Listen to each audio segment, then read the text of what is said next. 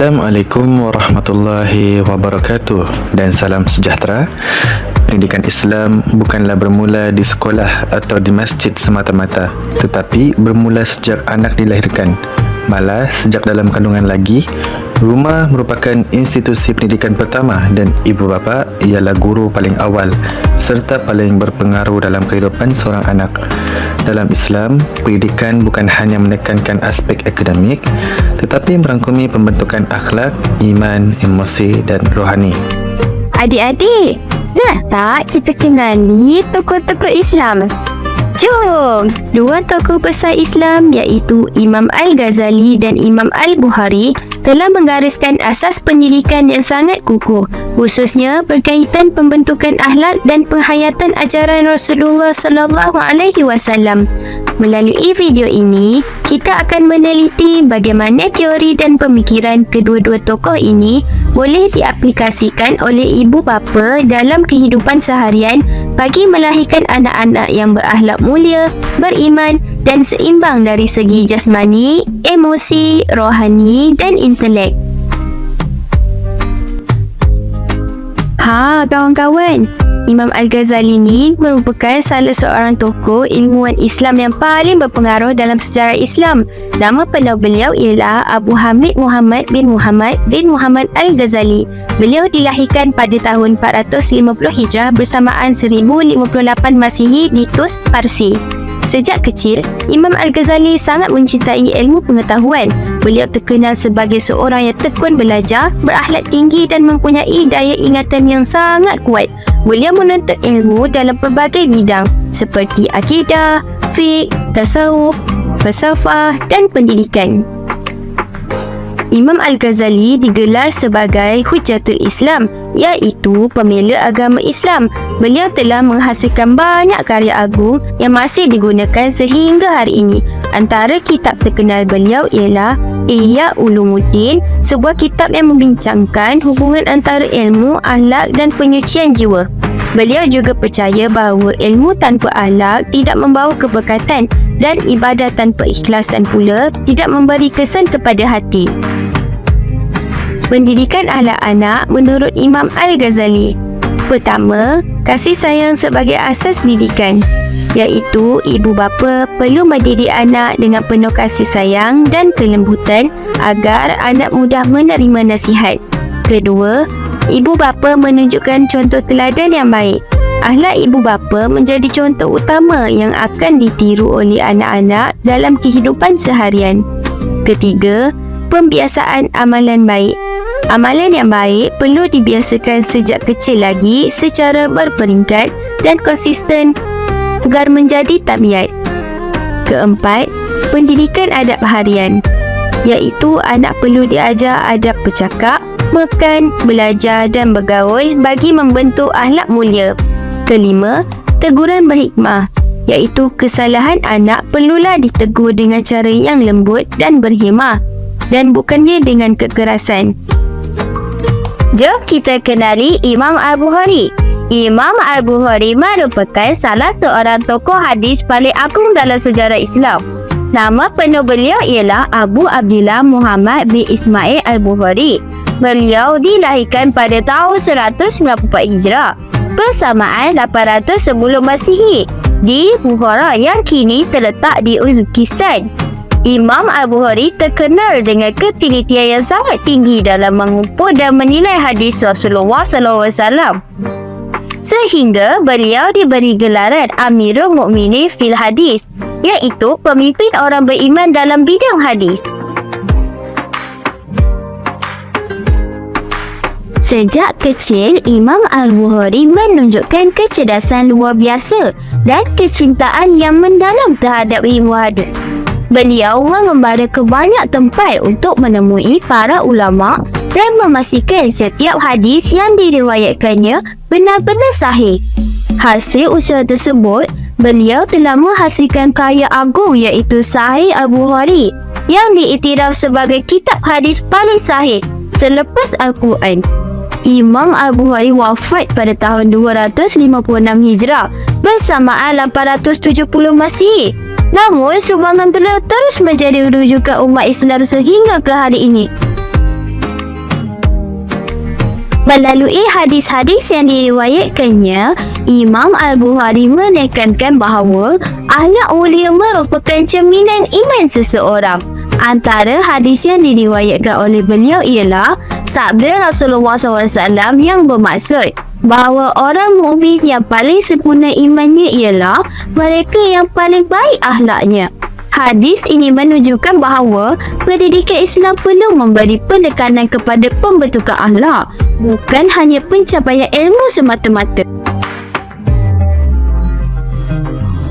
Adik-adik, selain itu, Imam Al-Bukhari juga meriwayatkan hadis yang menyatakan bahawa amalan yang paling dicintai oleh Allah ialah amalan yang dilakukan secara berterusan walaupun sedikit. Hadis ini menjadi asas kepada pendidikan berperingkat dan konsisten, terutamanya dalam mendidik anak-anak agar membiasakan diri dengan amalan yang baik dalam kehidupan seharian. Beliau turut meriwayatkan hadis tentang kasih sayang yang menegaskan bahawa orang yang tidak mengasihi orang lain tidak akan dikasihi, sekaligus menekankan kepentingan mendidik anak dengan kelembutan dan rahmah. Kesimpulannya, Imam Al-Bukhari menegaskan melalui hadis-hadis Rasulullah SAW bahawa pendidikan yang berkesan ialah pendidikan yang diamalkan dalam kehidupan seharian. Hadis bukan sekadar untuk dihafal tetapi dijadikan panduan hidup bagi membentuk individu yang beriman, berakhlak mulia dan bertanggungjawab, khususnya dalam konteks peranan ibu bapa sebagai pendidik utama anak-anak.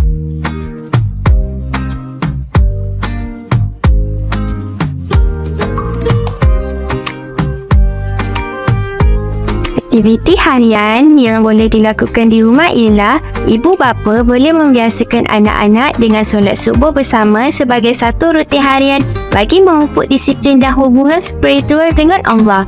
Selain itu, membaca doa-doa harian sebelum makan, sebelum tidur dan ketika keluar rumah membantu anak-anak mengingati Allah dalam setiap aktiviti. Amalan makan bersama keluarga pula menjadi ruang untuk menerapkan adab makan, rasa syukur terhadap rezeki serta membina hubungan kekeluargaan yang harmoni. Dari segi nilai moral yang diterapkan pula ialah dengan membiasakan anak bercakap benar dan menepati janji, manakala kesabaran dipupuk melalui sikap tenang ibu bapa ketika menghadapi kesilapan anak. Rasa hormat terhadap orang tua pula diajar melalui penggunaan bahasa yang sopan, mendengar nasihat serta menunjukkan adab ketika berinteraksi dengan ibu bapa dan ahli keluarga yang lebih tua. Manakala sokongan pembelajaran di rumah ialah ibu bapa berperanan menyokong pembelajaran anak dengan membantu hafazan doa dan ayat-ayat pendek Al-Quran secara berperingkat dan konsisten. Penyediaan sudut pembelajaran Islam di rumah seperti ruang membaca Al-Quran dan buku-buku Islam dapat mewujudkan suasana pembelajaran yang kondusif. Anak-anak perlu dibimbing tentang adab bergaul dan berkata baik agar mereka mampu berinteraksi dengan sopan, berakhlak mulia dan menjaga tutur kata dalam kehidupan seharian.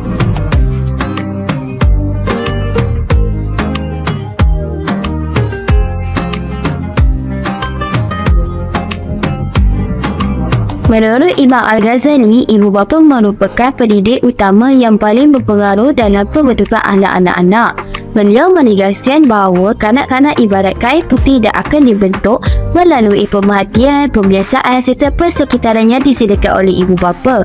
Oleh itu, akhlak dan tingkah laku ibu bapa menjadi asas utama yang akan ditiru oleh anak-anak dalam kehidupan seharian, seperti membantu jiran dalam kesusahan, berkongsi makanan, menunjukkan akhlak penyayang dan sabar, juga mengurus emosi dengan baik di hadapan anak.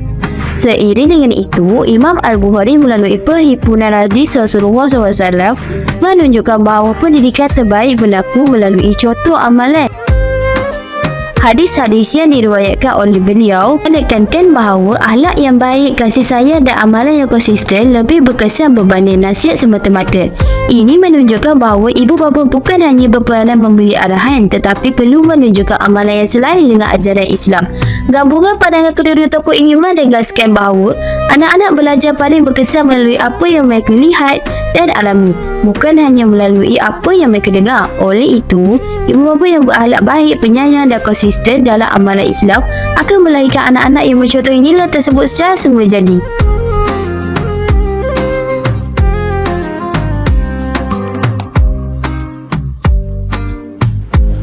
Aiman, jom solat berjemaah dengan ayah. InsyaAllah, solat ini mendidik kita jadi orang yang berdisiplin dan sabar. Bismillahirrahmanirrahim. Allahumma barik lana fima razaqtana wa qina azabannar. Amin. Aiman dan Aisyah, mari kita mengaji bersama-sama.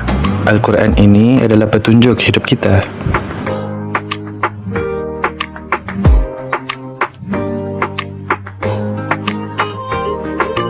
Didikan ibu bapa yang berteraskan iman dan amalan Islam membantu membentuk hubungan kanak-kanak dengan Allah sejak usia kecil. Amalan seperti solat bersama, membaca Al-Quran dan menghafaz doa menjadikan kanak-kanak lebih mengenal konsep ibadah dan bergantung kepada Allah dalam kehidupan seharian. Kesannya, kanak-kanak membesar dengan rasa tenang, yakin dan mempunyai asas keimanan yang kukuh sebagai panduan hidup. Kanak-kanak yang dididik dengan contoh teladan yang baik akan menunjukkan kemahiran sosial yang positif. Mereka belajar berkomunikasi dengan sopan, menghormati orang lain dan bekerjasama dalam aktiviti harian seperti membantu kerja rumah dan bermain bersama rakan. Didikan berasaskan kasih sayang juga membantu kanak-kanak membina hubungan sosial yang sihat serta mampu berinteraksi dengan yakin dalam persekitaran keluarga dan masyarakat. Penerapan adab dan nilai murni secara berterusan membentuk akhlak mulia dalam diri kanak-kanak. Sikap jujur, sabar, bertanggungjawab dan berempati dapat dilihat melalui tingkah laku harian mereka. Kanak-kanak juga belajar membezakan perbuatan baik dan buruk serta mengamalkan nilai Islam dalam tindakan. Selaras dengan matlamat pendidikan menurut Imam Al-Ghazali dan Imam Al-Bukhari.